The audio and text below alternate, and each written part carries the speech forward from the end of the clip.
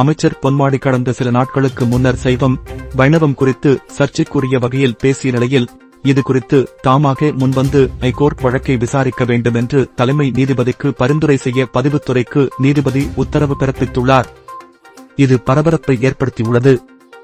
இது குறித்த வழக்கு இன்று விசாரணைக்கு வந்தபோது ஐகோர்ட் நீதிபதி ஆனந்த் வெங்கடேஷ் பொன்முடி பேச்சு பெண்களை மட்டுமின்றி சைவம் வைணவம் மதத்தையும் இழிவுபடுத்தும் வகையில் உள்ளது என்றும் வெறுப்பு பேச்சை சகிக்க முடியாது என்றும் தெரிவித்தார். தமிழக போலீசார் அவர் மீது எந்தவிதமான நடவடிக்கையும் எடுக்காதது துரதிருஷ்டமானது என்றும் கூறினார். புனிதமான பட்டை நாமத்தை விலை மாத சேவையுடன் அமைச்சர் பொன்முடி ஒப்பிட்டு பேசியுள்ளார். மத உணர்வுகளை பாதிக்கும் வகையிலும் ஆபாசம் மட்டுமல்லாது 2 சமய மக்களையும் புண்படுத்தும் வகையிலும் பேசியுள்ளார். ஆனால் போலீசார் அவர் மீது எந்த நடவடிக்கையும் எடுக்கவில்லை.